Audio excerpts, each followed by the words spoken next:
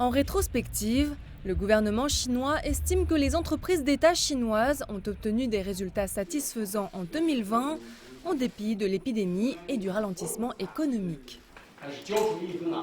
Nous nous souvenons encore de la manière dont des entreprises centrales gouvernementales à Wuhan, dans la province du Hubei, ont construit 2 hôpitaux en moins de 2 semaines, produit en urgence du matériel de protection dont on avait cruellement besoin et n'ont épargné aucun effort pour assurer l'approvisionnement en électricité, en nourriture et en carburant, pour ainsi stabiliser les prix du marché.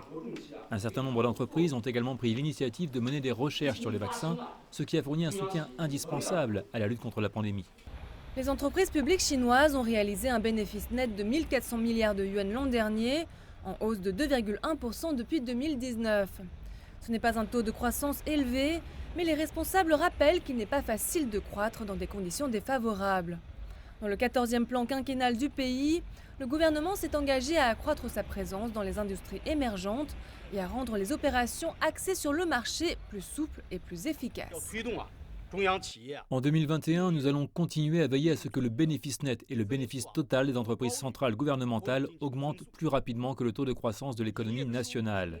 Nous allons stabiliser le ratio actif-passif, tout en augmentant le revenu d'exploitation, les investissements dans la recherche et le développement et la productivité globale du travail. Les entreprises affirment que les entreprises d'État, qui comprennent des industries clés, bénéficieront d'un soutien croissant dans leurs efforts visant à transformer leur modèle d'affaires et à accroître la compétitivité, aussi bien au sein du pays qu'à l'étranger.